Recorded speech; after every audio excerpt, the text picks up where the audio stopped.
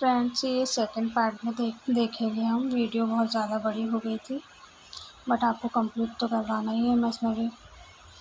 یہ مثنویاں اس لحاظ سے کافی اہم ہیں کہ ان کی زبان و بیان اور لب و لہجہ میں ابتدائی مثنویوں جیسے لڑکھڑاہٹ اور بھوتراپن نہیں ہے. یہ فرسٹ پارٹ کی اس کے جسٹ آگے کی ہی ہے، اسی لیے کنفیوز نہیں ہونا ہے آپ کو. اس کے آگے کی ہے یہ. اظہار بیان میں کسی طرح کی کمزوری یا عجز کا احساس نہیں ہوتا ہے. ان دونوں نے اپنی مثنویوں سے ہجو اور مدح کا کام لیا ہے. ان کے علاوہ شکارنامے اور عشقیہ قصے بھی لکھے ہیں. ان کی مداحیہ اور ہجویہ مثنویاں کامیاب ہیں. سودا اپنی عشقیہ مثنوی میں اپنی مخصوص ذہنی ساخت کی وجہ سے موضوع کے ساتھ انصاف نہیں کر سکتی. میر کی عشقیہ مثنویاں اپنی درد و اثر اور سوز و گذار کی وجہ سے کافی متاثر کرتی ہیں.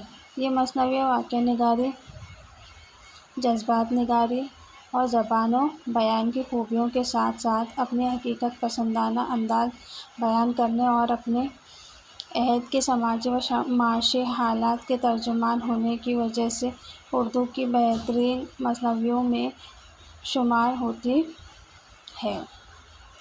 اس زمانے میں لکھی جانے والی مثنویوں میں میر اصغر دہلوی کی خواب و خیال کافی اہم ہے. معمولی پلاٹ اور حسن و عشق کے روایتی قصے پر مشتمل یہ مثنوی اپنی سراپا نگاری اور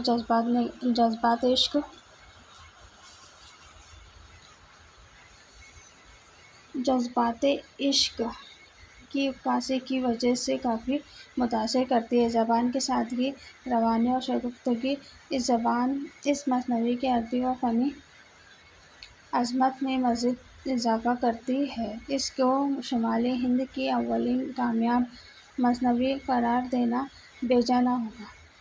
بعد میں لکھی جانے والی مثنویوں پر مثنوی کے گہرے اثرات پڑے.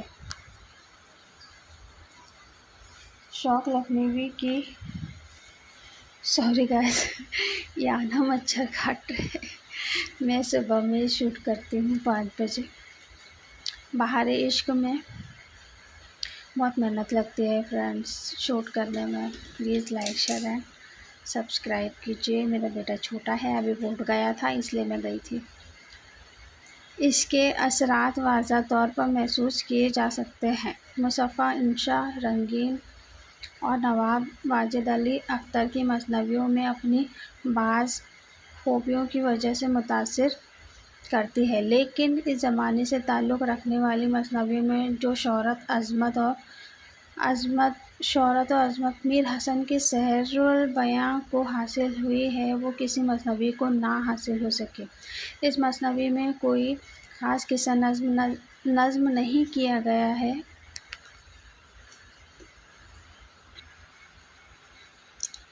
بلکہ ہندوستان کی مختلف داستانوں سے کچھ حصے نکال کر اسے ترتیب دے دیا گیا ہے. لیکن یہ مثنوی اپنی کردار نگاری، جذبات نگاری اور منظر نگاری کی وجہ سے اپنی مثال آپ ہے. زبان و بیان کی سادگی و پرکاری اور محاورات کی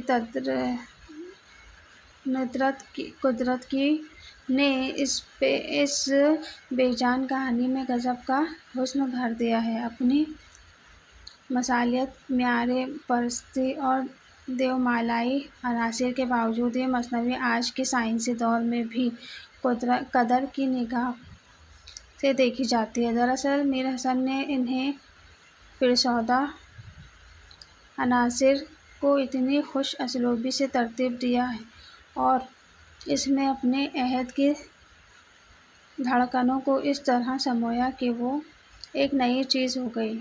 اس مثنوی میں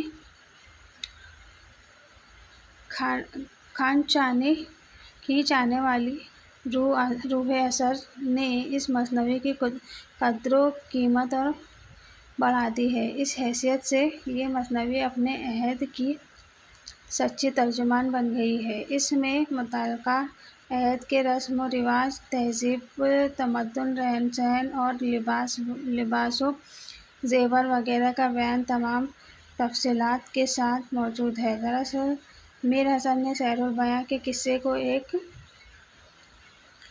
کیونس کے طور پر استعمال کرکے اس پر اپنے عہد کے نقوش اجاگر کیے ہیں۔ اس طرح ان کی مثنوی ایک ایسا آئینہ بن گئی ہے جس میں ان کے عہد کی پرچھائیاں صاف نظر آتی ہیں۔ اس کے صفحات ایسے اوراق مصور ہیں جن میں اس عہد کی تہذیبی مرقع محفوظ ہو گئی۔ ڈاکٹر خلیل الرحمن اعظمی میر حسن کے اس کارنامے پر اپنے خیالات کا اظہار ان الفاظ میں کرتے ہیں۔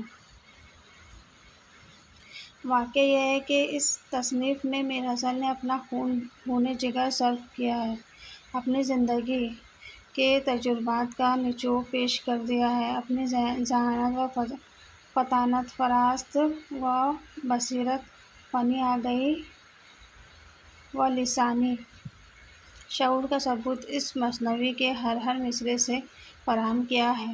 یہ کہانی نہیں، تہذیبی دستاویز ہے۔ یہ شعر محض نہیں، صحیفہ حیات ہے۔ سحر البیاں کے بعد جس مثنوی کو زیادہ شہرت حاصل ہوئی وہ دیا شنکر نسیم کی گلزار نسیم ہے۔ یہ مثنوی نہال چندر لاہوری کے نثری قصے مذہب عشق کا منظوم ترجمہ ہے، لیکن نسیم نے اس بے جان قصے کو اپنے فکر و فن کی بے پناہ صلاحیتوں کی مدد سے اس طرح زندہ و جاوید بنا دیا کہ مذہب عشق کی طرف ذہن بھی نہیں جاتا۔ گلزار نسیم میں لکھنوی شاعری کی تمام خوبیاں موجود ہیں۔ صنائع و بدائع بندشوں کی چستی و تشبیہات و استعارات کی وجہ سے معمولی قصے میں بھی جان پڑ گئی ہے۔ منظر نگاری کے بھی عمدہ نمونے ملتے ہیں، لیکن سحر البیاں کے مقابلے میں کمتر درجے کی ہے۔ بعض مقامات پر تکلف و تصنع کا احساس ہوتا ہے، لیکن طبیعت پر زیادہ بار نہیں گزرتا۔ یہ بات اپنی جگہ درست ہے کہ سحر البیاں کی خوبیوں کی چمک دمک کے سامنے گلزار نسیم کی خوبیاں دھندلا سی گئی ہیں، لیکن اس کی فنی عظمت سے انکار کوئی بے رحم نقاد بھی نہیں کر سکتا۔ سحر البیاں اور گلزار نسیم کے علاوہ بھی بہت سی مثنوی اس زمانے میں یا اس کے بعد لکھی گئیں۔ ناسک حاتم علی کلک، مومن اور محسن کاکڑوے کی مثنویاں اس سلسلے میں قابل ذکر ہیں۔ ان مثنویوں کی اہمیت زبان و بیان کی خوبیوں کی وجہ سے تو یقیناً ہے، لیکن فنی اعتبار سے کچھ زیادہ متاثر نہیں کرتی۔ مرزا شوق لکھنوی کی مثنویاں البتہ اپنے درد و اثر اور جذبات نگاری کی وجہ سے ایک دیرپا اثر چھوڑ جاتی ہیں۔ ان کی مثنویاں زہر عشق، فریب عشق اور بہار عشق میں سے اول ذکر اپنی شگفتہ زبان اور بلیغ محاورات، کردار نگاری اور غیر معمولی حیثیت کی وجہ سے بہترین مثنوی قرار دی جا سکتی ہے۔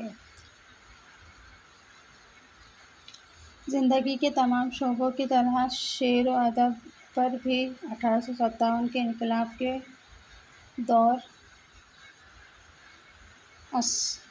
اثرات پڑے، فکری سانچے بدلے، مغرب کے اثر سے نیچری شاعری کا رواج ہوا، سادگی اور اصلیت کی طرف توجہ دی جانے لگی۔ مثنوی بھی بدلتے ہوئے رجحان سے متاثر ہوئے۔ محمد حسین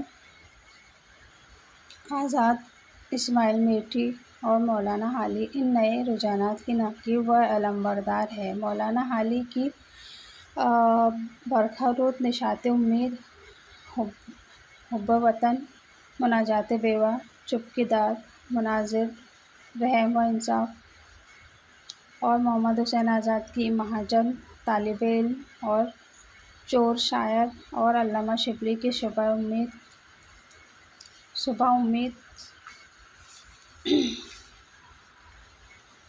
مثنوی سے مصنوعی نگار کی نئی راہیں متعین ہوئی اور نئے امکانات سامنے آئے۔ ان مثنویوں میں زندہ مسائل اور وقت کے ابھرتے ہوئے تقاضوں کو سلیس، سادہ، صاف زبان اور لطیف پیرائے میں بیان کیا گیا ہے۔ اس ضمن میں علامہ اقبال کی گورستان شاہی، حافظ جالندھری کی شاہ نامہ اسلام اور سردار جعفری کی جمہور کا ذکر بھی ضروری ہے، جنہیں حالیہ اور آزاد کے حاتم کردہ روایات پر خوشگوار اضافہ قرار دیا جا سکتا ہے۔ اقبال کی مثنوی اپنی فکری عنصر اور فارسیت کے غلبہ کی وجہ سے صرف خواص کے ذوق کی تسکین کا سامان فراہم کرتی ہے۔ مثنوی کا سفر اپنے تمام تر امکانات کے ساتھ ابھی جاری ہے۔ اپنی وسعت، ظرف اور ہر طرح کی خارجی دباؤ اور پابندیوں سے آزاد ہونے کی وجہ سے آج بھی ہر طرح کے موضوعات کے لیے بہترین وسیلہ اظہار ہے، لہٰذا وہ ہر دور میں شعراء کو اپنی طرف متوجہ کرتی رہے گی۔